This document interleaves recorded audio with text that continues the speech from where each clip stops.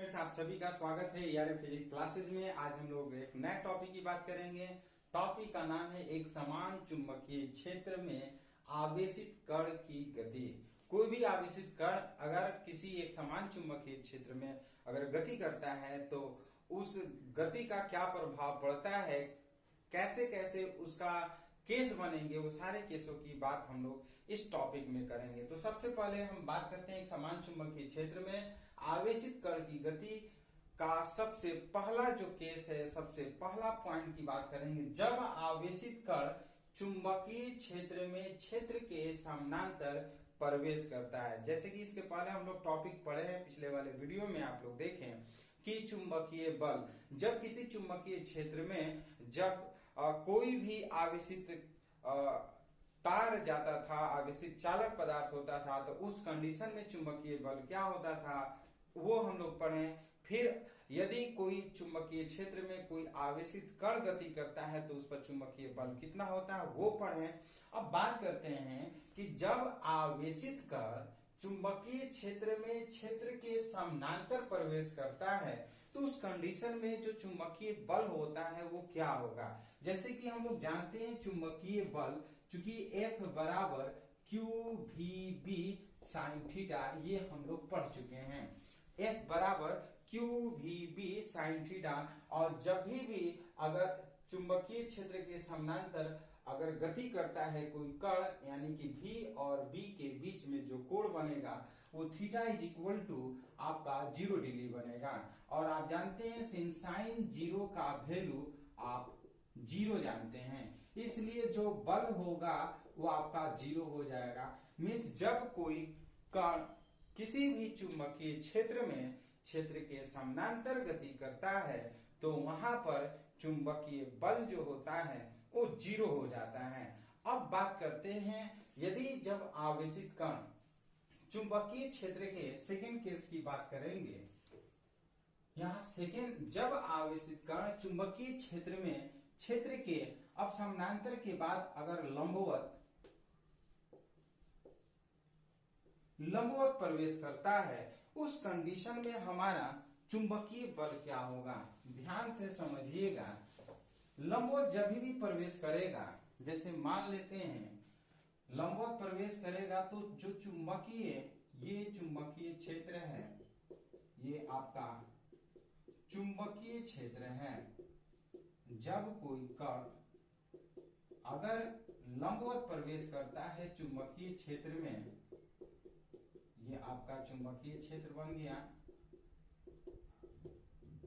और suppose that अगर लंबवत प्रवेश करता है तो F वेक्टर जो है वो सेंटर पॉइंट की तरफ होता है, और ये जो है वो आपका वेलोसिटी है V वेक्टर। इसी तरह से ये आपका ये वेलोसिटी और ये F वेक्टर हो जाएगा, इसका डायरेक्शन सेंटर की ओर होगा और V वेक्टर।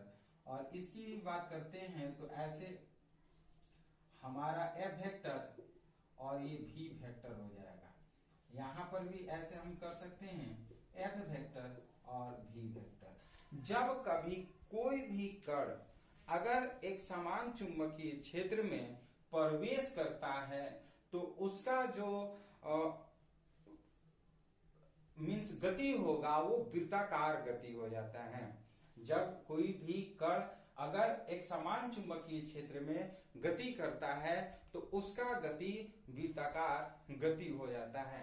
तो चूंकि हम लोग जानते हैं F बराबर Q V B sine theta, और चूंकि theta is equal to 90 degree और साइन 90 का वैल्यू आप जानते हैं 1 होता है, इसलिए F बराबर क्यू वी बी कर लेते हैं।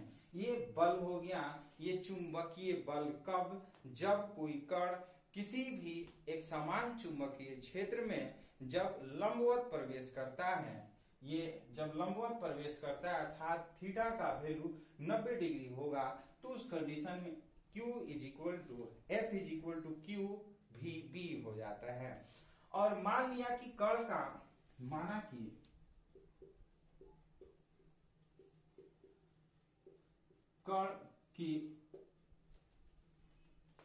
कण का वेग v तथा द्रव्यमान मान लेते हैं, कण का द्रव्यमान स्मॉल m तथा वृत्त की त्रिज्या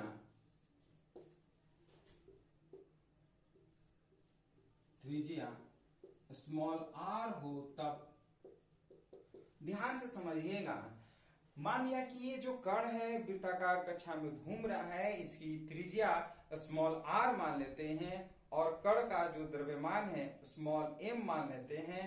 तो इस पे जब एक समान वृत्ताकार कक्षा में घूमता है तो उस पर एक बल लगता है, वो बल केंद्र की ओर लगता है और उस केंद्रीय बल को हम लोग अभिकेंद्र बल कहते हैं। अतः तब अभिकेंद्र बल की बात करते हैं, अभिकेंद्र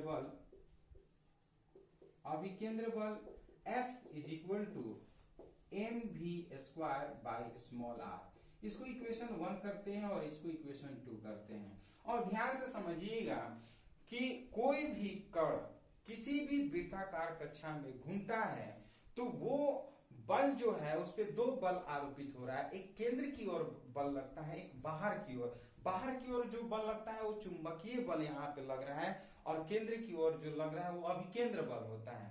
तो इस बल के, दोनों बल के कारण कि जो कण होते हैं वो अपने अक्ष पर स्थिर अवस्था में होते हैं, इसीलिए दोनों बल जो होते हैं उस कण पे बराबर लगते हैं। तो अतः हम लिख सकते हैं अभिकेंद्र बल बराबर चुंबकीय बल लिख सकते हैं। तो हम लिखेंगे क्या, समीकरण 1 तथा 2 से, समीकरण 2 से लिखेंगे, जब लेफ्ट हैंड इक्वल होगा तो राइट हैंड भी इक्वल होगा। mv² by small r is equal to qvb।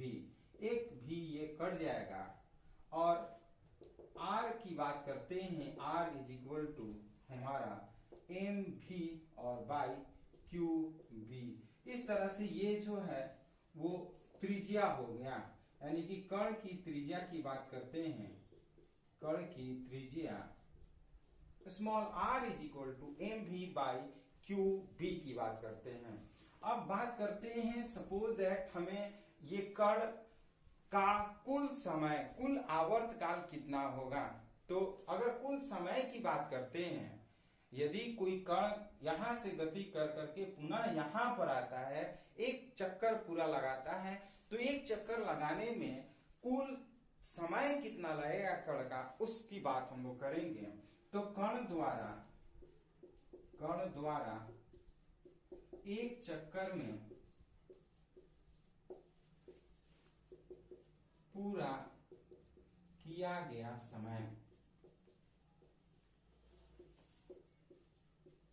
बराबर आप जानते हैं t इज इक्वल टू समय बराबर दूरी बटा में चाल होता है। तो हम यहाँ पे शुद्ध हिंदी में लिख लेते हैं, समय बराबर, आप लोग पढ़े हैं, समय बराबर दूरी बटा में चाल होता है। याद रखिएगा, समय को यदि हम कैपिटल T से निरूपित करते हैं तो दूरी आप यहां से एक बार चक्कर लगाते हैं तो पूरे वृत्त की परिधि होती है। तो वृत्त की परिधि बराबर आप जानते हैं 2 पाई स्मॉल r, और बाई चाल जो है वो v वेग से गति कर रहा है तो v लिख लेते हैं। ध्यान से समझिएगा। और चूंकि r बराबर हम लोग अभी पढ़े हैं mv बाई qv, तो r की जगह पर t is equal to 2 pi by v into mv by qv, और v भी कैंसिल हो जाएगा, इसलिए t is equal to 2 pi m by qv। ये एक चक्कर लगाने में कुल समय है, यानी कि जब कण किसी भी वृत्ताकार कक्षा में घूमेगा तो उसके द्वारा तय की गई कुल समय t बराबर 2 पाई m बाई qv हो जाएगा। तो इस तरह से कण की त्रिज्या हम निकाल लिए, कण की एक चक्कर में लिया गया समय निकाल लिए। अब बात करेंगे कण का आवृत्ति, एक चक्कर लगाने में आवृत्ति कितना होगा। वैसे आप जानते हैं आवृत्ति बराबर 1 आवर्तकाल पढ़े हैं आप लोग। आवृत्ति को हम स्मॉल f से डिनोट कर रहे हैं, ध्यान से समझिएगा। कहीं म्यू होगा, कहीं स्मॉल n होगा, तो आप ध्यान से समझिए। हम यहाँ स्मॉल f किए हैं 1/t हम जानते हैं, और f is equal to 1/t की जगह पर हम 2πm/qb लिखेंगे, और सिंस यहाँ पे दिखाएंगे t is equal to 2πm/qb, तो आवर्तकाल ये हम लिख लेते हैं qb/2π small m। This is the formula of frequency of particle. Means किसी भी कण का आवृत्ति की बात करेंगे तो qb/2πm। ये तो आपका आवृत्ति, ये रेखीय आवृत्ति होगी, ये रेखीय आवृत्ति हो गई। अगर हम कोणीय आवृत्ति की बात करते हैं, कोणीय आवृत्ति की बात करेंगे, omega is equal to 2πf हो जाता है, तो 2π इंटू f की जगह पर qb/2π स्मॉल m। ये 2π कैंसिल हो जाएगा, तो हम लिख सकते हैं qb/स्मॉल m। ये कोणीय आवृत्ति हो गया, ये फॉर्मूला हो गया। तो इस तरह से किसी भी एक समान चुंबकीय क्षेत्र में कोई कण यदि गति करता है तो उस पे हम बल निकाल सकते हैं, उसकी त्रिज्या निकाल सकते हैं, उसका आवर्तकाल निकाल सकते हैं, उसका वेग निकाल सकते हैं, और हम उसका कोणीय वेग आवृत्ति निकाल सकते हैं। ये ध्यान से समझ लीजिए। तो इस प्रकार से ये हमारा हो गया। अब हम लोग इस पे कुछ न्यूमेरिकल की बात करेंगे। हाँ, एक और जो है, जब आवेशित कण चुंबकीय क्षेत्र में ये क्षेत्र के लंबवत प्रवेश कर रहा था, तो ये हम निकाल लिए। अब सपोज दैट थर्ड पॉइंट की बात करेंगे।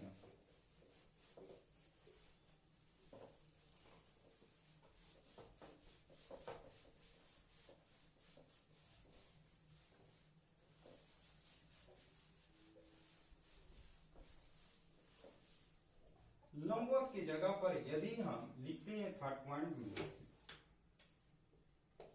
जब आवेशित कण चुंबकीय क्षेत्र में तिरछा लिख लेते हैं,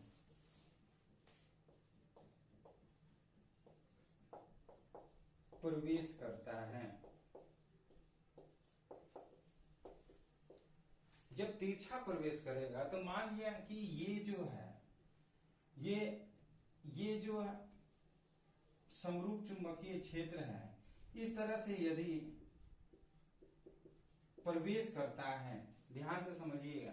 जब कोई कण तिरछा प्रवेश करेगा, सर्किल पे नहीं, ये तिरछा प्रवेश करता है, तो उस तरह से भी जो हो जाता है वो भी साइन थीटा के इक्वल हो जाता है। Small r is equal to हम जानते थे mv/qb, तो हम लिख सकते हैं mv sine theta by qb। ये ओनली खाली हम लिख सकते हैं, साइन अगर ऐड कर देते हैं तो ये आपका साइन थीटा इसका तिरछा प्रवेश करने का डिनोट करता है। तो इस तरह से हमारा कोई भी एक समान चुंबकीय क्षेत्र में आवेशित कण गति करता है तो उसका त्रिज्या वेग हम लोग ज्ञात कर सकते हैं।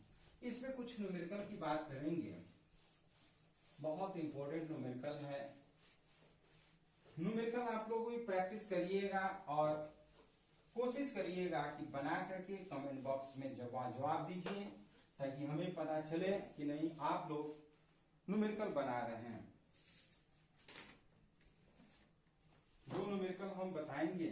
सबसे फर्स्ट, एक प्रकोष्ठ में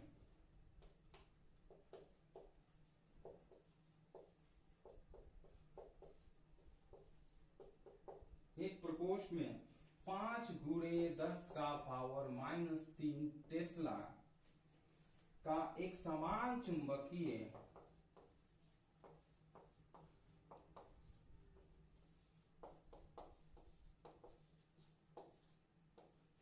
का एक समान चुंबकीय क्षेत्र स्थापित किया गया है।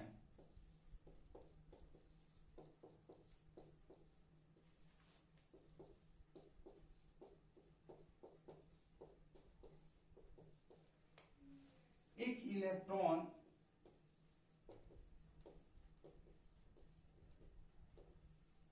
एक इलेक्ट्रॉन 5 × 10⁷ मीटर पर सेकेंड के वेग से इस प्रकोष्ठ में चुंबकीय क्षेत्र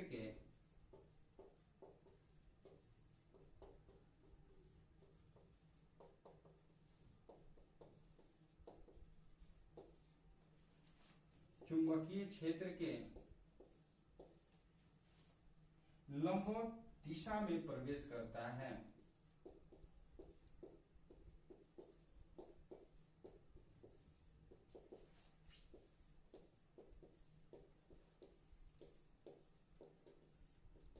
लंबवत दिशा में प्रवेश करता है। गणना कीजिए।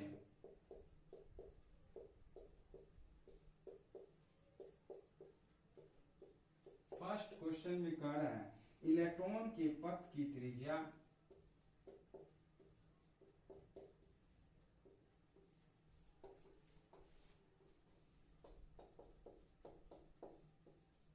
और दूसरा में कह रहा है इलेक्ट्रॉन के परिक्रमण की आवृत्ति।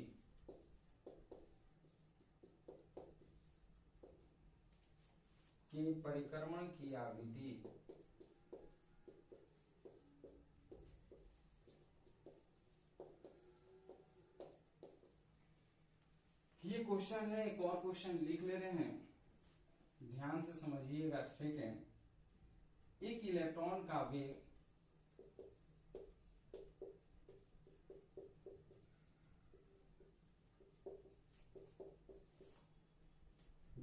v vector is equal to 2i cap plus 3j cap है। इसे समरूप चुंबकीय क्षेत्र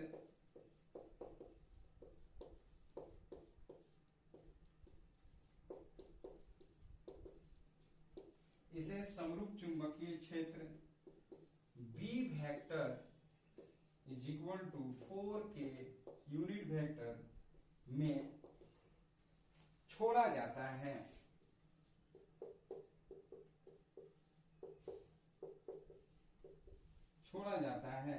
तो इलेक्ट्रॉन की गति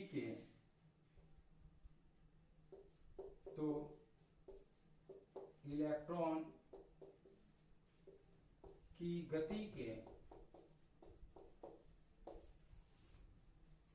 आवर्तकाल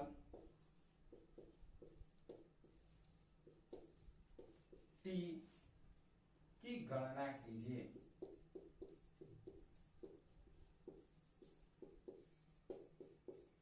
ये दो न्यूमेरिकल है और ये आप लोग जरूर बनाइएगा।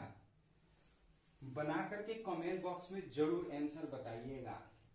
ये जो है पहले हम लोग सेकंड क्वेश्चन सॉल्व करेंगे, उसके बाद हम लोग फर्स्ट क्वेश्चन सॉल्व करेंगे।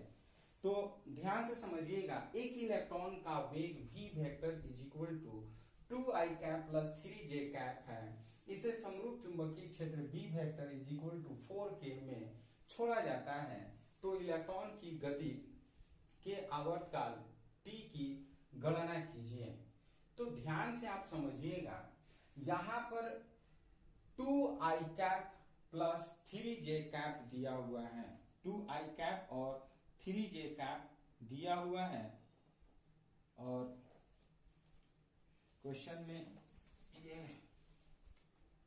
2i कैप ये दिया हुआ है। अब ध्यान से समझिएगा, हमें निकालना क्या है? आवर्तकाल। तो v vector is equal to 2i cap plus 3j cap और b vector is equal to 4k cap. पूछ रहा है t आवर्तकाल ज्ञात कीजिए। तो सबसे पहले हम t का फॉर्मूला, आवर्तकाल का फॉर्मूला लगाएंगे। कब? जब देखेंगे कि ये किस कंडीशन में समानांतर गति कर रहा है भी वेक्टर के, कि ये लंबवत गति कर रहा है, कि ये तिरछा गति कर रहा है। तो पहले ये पहचानने की कोशिश करेंगे। तो यहाँ पे आई जे आप देखिएगा इस तरह से डायरेक्शन हम बना रहे हैं। ये जो है आई कैप, जे कैप और ये के कैप, ये आई और जे ये इंडिकेट कर रहा है कि जो भी वेक्टर का मींस वेलोसिटी है, वेग है, ये लंबवत गति कर रहा है। और जब लंबवत गति करता है तो उसका परिक्रमण जो होता है एक वृत्ताकार में होता है। तो वृत्ताकार का आवर्तकाल हम लोग जानते हैं, चूंकि T बराबर क्यू पाई एम, ये हम लोग फॉर्मूला हम लोग अभी पढ़े हैं, 2 पाई एम बाई क्यू भी पढ़े हैं। तो 2 इंटू पाई की जगह पर 3.14 और m जो है 9.1 इंटू 10 टू पावर -31, ये आपका जो मास होता है, mass of electron 9.1 into 10 to power -31 kg होता है। याद रखिएगा जो मास ऑफ इलेक्ट्रॉन होता है वो आपका 9.1 इंटू 10 टू पावर -31 होता है। और बाई जो हम लिखेंगे E का value 1.6 into 10 to power -19 coulomb कर लेते हैं। यहाँ पर 1.6 इंटू 10 टू पावर -90 और B के जगह पर B का वैल्यू हम 4 पुट करते हैं। तो इस तरह से आप कैलकुलेशन करिएगा। कैलकुलेशन करने के बाद बहुत ही आसान कैलकुलेशन है। कैलकुलेशन करने के बाद आप लोग कमेंट बॉक्स में जरूर बताइएगा कि आपका आंसर कितना आया है। वैसे आपको लिख दे रहे हैं कि 8.9 आएगा। आप कमेंट बॉक्स में जरूर करिएगा कि आपका आंसर कितना आया है। हम आपको लिख दे रहे हैं 8.9 इंटू 10 टू पावर -12 सेकेंड होगा। ये आपका आंसर हो जाएगा जब कैलकुलेशन करिएगा तब। तो ये आसानी से न्यूमेरिकल बन जाता है। इसका हम डायरेक्शन देखते हैं सबसे पहले कि आई कैप और जे कैप दिया हुआ है। इससे हमें पता चलता है कि जो वेग है वो लंबवत प्रवेश कर रहा है, किसी भी एक समान चुंबकीय क्षेत्र में लंबवत प्रवेश कर रहा है। आई जे ये बताता है। और जब लंबवत प्रवेश करता है तो उसका आकार जो होता है वो वृत्ताकार होता है। और वृत्ताकार में हम जानते हैं आवर्तकाल T = 2 pi m by Q भी होता है। 2 पाई के जगह पर 3.14 हम पुट करेंगे। m मास ऑफ इलेक्ट्रॉन, एक इलेक्ट्रॉन का मास जो होता है 9.1 इंटू 10 टू पावर -31 kg और E का value 1.6 into 10 to power -19 coulomb रखते हैं और B के जगह पे 4। कैलकुलेशन करिएगा तो T का value 8.9 into 10 to power -12 second आएगा। अब पहला न्यूमेरिकल की बात करते हैं। ये सेकेंड न्यूमेरिकल आप लोग बना करके कमेंट बॉक्स में आंसर इसका जरूर बताइएगा कि आपका आंसर कितना आया है, आप इसको समझ रहे हैं कि नहीं। सेकेंड भी बहुत इंपॉर्टेंट है। ये देखिए अलग अलग प्रकार के न्यूमेरिकल हैं और आसानी से बन जाता है। ये दिया है एक प्रकोष्ठ में 5 into 10 to power -3 tesla. B का वैल्यू दिया है 5 इंटू 10 टू पावर -3 टेस्ला। एक समान चुंबकीय क्षेत्र में स्थापित किया गया है। एक इलेक्ट्रॉन यानी कि V का वैल्यू दिया है 5 इंटू 10 टू पावर 7 मीटर पर सेकेंड के वेग से इस प्रकोष्ठ में चुंबकीय क्षेत्र के लंबवत प्रवेश करता है। थीटा = 90 डिग्री प्रवेश करता है। तो गणना कीजिए इलेक्ट्रॉन के पथ की त्रिज्या r = वाट, इलेक्ट्रॉन के परिक्रमण काल की आवृत्ति मींस f = वाट। तो सबसे पहले हम लोग जानेंगे r हम लोग पढ़े हैं त्रिज्या = mv/ev मींस qv पढ़े हैं। m की जगह पे mass of electron m = 9.1 into 10 to power -31 kg कर लेते हैं और यहाँ पर लिखते हैं 9.1 इंटू 10 टू पावर -31 और v का वैल्यू आपका दिया हुआ है 5 इंटू 10 टू पावर 7 और बाई q के जगह पर हम E = 1.6 into 10 to power minus 19 coulomb, यहाँ पर 1.6 into 10 to power minus 19 coulomb और इंटू बी के जगह पर बी का value 5 into 10 to power minus 3 ये पुट कर लेते हैं। तो ये 5 कैंसिल कर लेते हैं और इसको small r is equal to, इसको कैलकुलेशन करिएगा तो आपका ये पॉजिटिव, ये माइनस 19 और माइनस 3 ये आपका हो जाएगा 19 और 3 22, और 22 जब ऊपर जाएगा तो प्लस हो जाएगा 22 7 29, और 29 में से अगर माइनस 31 अगर करते हैं तो हमारा 9.1 बाई 1.6 और इंटू 10 टू पावर माइनस 2 हो जाएगा। और इसको अगर हम डिवाइड करते हैं तो डिवाइड करिएगा तो आएगा आपका 5.7 इंटू 10 टू पावर माइनस 2 ये हो जाएगा मीटर, या फिर इसको हम लिख सकते हैं 5.2 सेंटीमीटर। तो इस तरह से स्मॉल r का वैल्यू आ गया। अगर हमें फ्रीक्वेंसी निकालना है, चूंकि frequency f is equal to हम लोग फॉर्मूला पढ़े हैं फ्रीक्वेंसी का QB by 2 pi m, QB by 2 pi m, ये फॉर्मूला हम लोग पढ़ चुके हैं। Q के जगह पर हम 1.6 इंटू 10 टू पावर माइनस 19 और B के जगह पर B का वैल्यू पुट करते हैं 5 इंटू 10 टू पावर माइनस 3 और बाई 2 इंटू 3.14 और मास की जगह पर 9.1 into 10 to power minus 31 put कर लेते हैं। इसको कैलकुलेशन आप करिएगा और देखिए कितना आएगा। 1.4 इंटू आएगा answer 1.4 into 10 to power 8 hertz, ये आपका आंसर आना चाहिए। ये आप देख लीजिएगा, ये 1.4 इंटू 10 टू पावर 8 हर्ट्ज आ रहा है कि नहीं, आप कैलकुलेशन करके देखिएगा और ये कमेंट बॉक्स में जरूर बताइएगा कि ये आपका आंसर आया है कि नहीं। इस तरह से हम किसी भी कण का आवृत्ति, आवर्तकाल और त्रिज्या आसानी से ज्ञात कर लेते हैं। तो ये वीडियो आपको कैसा लगा? यदि वीडियो पसंद है तो कृपया लाइक शेयर कमेंट जरूर करिए और हमारे चैनल को जरूर सब्सक्राइब करिए यदि आप हमारे नए व्यूअर हैं तो। फिर हम लोग नेक्स्ट वीडियो में मिलते हैं, तब तक के लिए धन्यवाद।